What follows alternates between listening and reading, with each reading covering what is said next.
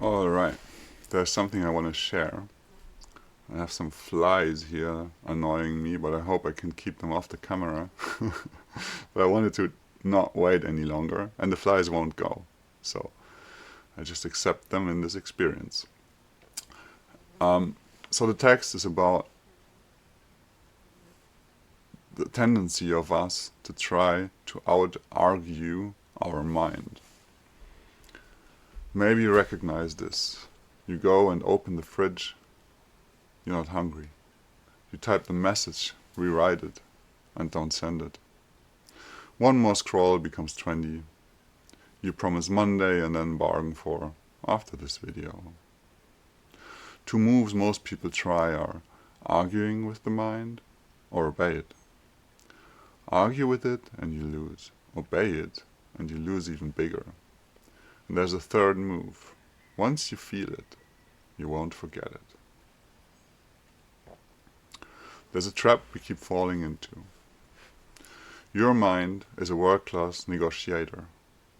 Its job is securing relief, certainty, control, a quick hit of better. When you're down, it bargains harder. Just put the running shoes on. You don't even need to run. And there's an answer. I want chocolate. I want a cigarette. I want a drink. I want cake. And now you're in a courtroom in your head. Defense, prosecution. But this trial has a rigged jury, which is the body. If the body is braced, the verdict is already written. It's called relief now.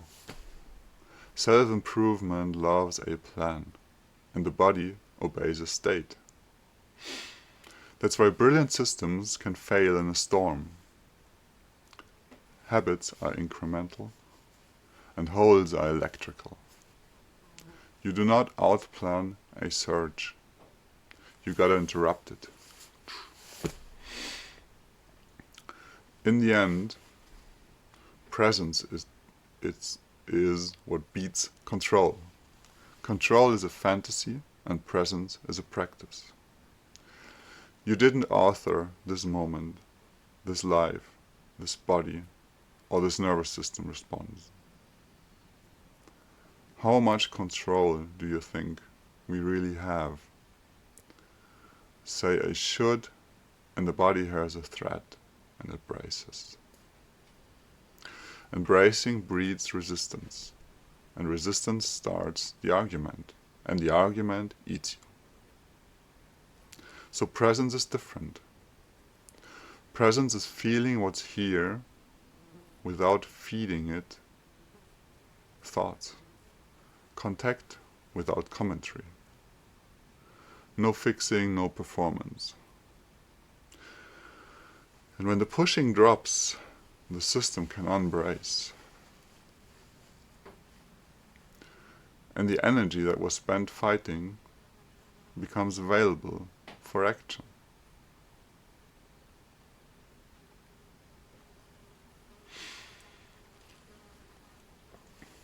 We had a wildfire here recently, and I saw in bush or trees, small trees, the flames climbed and roared. Over short grass and bare ground, the fire thinned and went quiet. It's the same fire, but it's a different fuel. And that's like our inside. Feed inner turmoil with the narrator, like rehearsals, reasons, righteous plans, and it keeps on raging.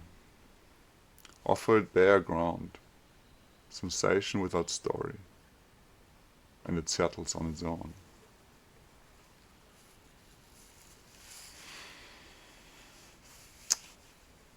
If you want to do a short trial of it, like this is not really what I teach, but it's a little taste of it.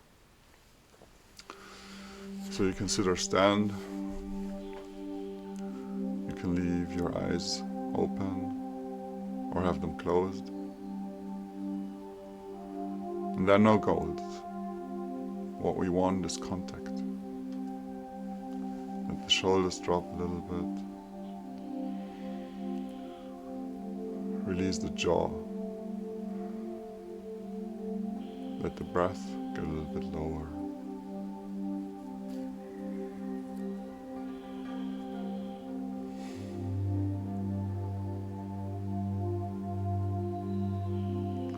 Now notice one place in the body with the most noise.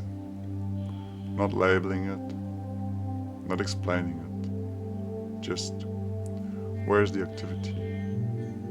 Chest, or the belly, the throat, maybe the back. Set your attention there like a warm hand. No fixing, no story. If commentary pops up, that's fine. Let it pass by. Return to the raw feel and stay for a few breaths.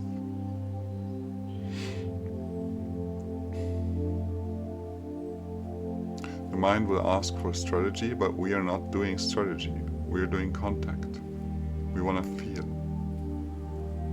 Notice what happens when it doesn't get fuel. It's not a lot, but it's just a few degrees less tight. And that's a few degrees more room. And that's it, that's what we want. That tiny shift is the third move. Once you've felt it, you can find it again. And this needs to be trained, but in the heat. In my experience, just meditation is not enough. You need to train when the urge or the intention is there.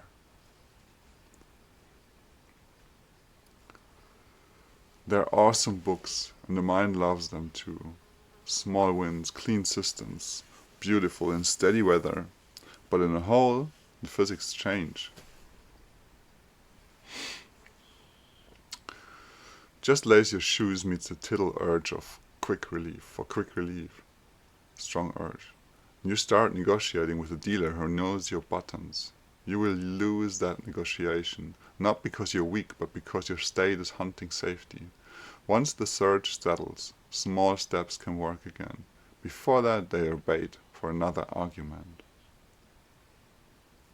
It's first the state, then the steppins, then the steps. If you've been told you don't want it enough, or you can't stick with it, hear me. Wanting isn't the issue. Excess is. The gap between want and can is not a moral failure. It's a capacity gap. A good coach or therapist doesn't praise you when motivation is high and blame you when it drops. Their job is to make change possible even when motivation isn't enough. Create safety, interrupt the loop, reduce the friction, and help you act from a steadier state over and over until action is easier than avoidance. You cannot make someone want. But if you want and still can't, that's exactly where good help belongs. And that's where a lot of us finding ourselves all the time. So let's zoom out, a recap. Argue with the mind and you lose. Obey the mind and you lose bigger. Third move, contact without fuel. It's the presence over the control. It's the state before strategy. It's the only thing that can burn. Viktor Frankl talks about the gap. It's kind of that, but it's really difficult to get there. It's often for people who have gone through a tremendous amount of suffering to reach a place where the gap actually starts working. It's not that easy. But when the wave falls, what remains is quieter than control and stronger than willpower. From there, after you made it through, action is quite simple. It's smaller and cleaner than a plan. So you don't need another hack, and you don't need a better story about yourself. You need less forcing and more seeing. more being.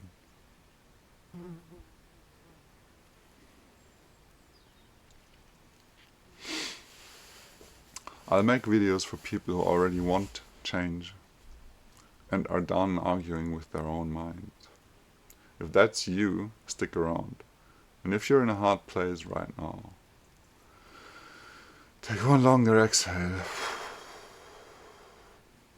Soften your shoulders. Give yourself a little bit of room.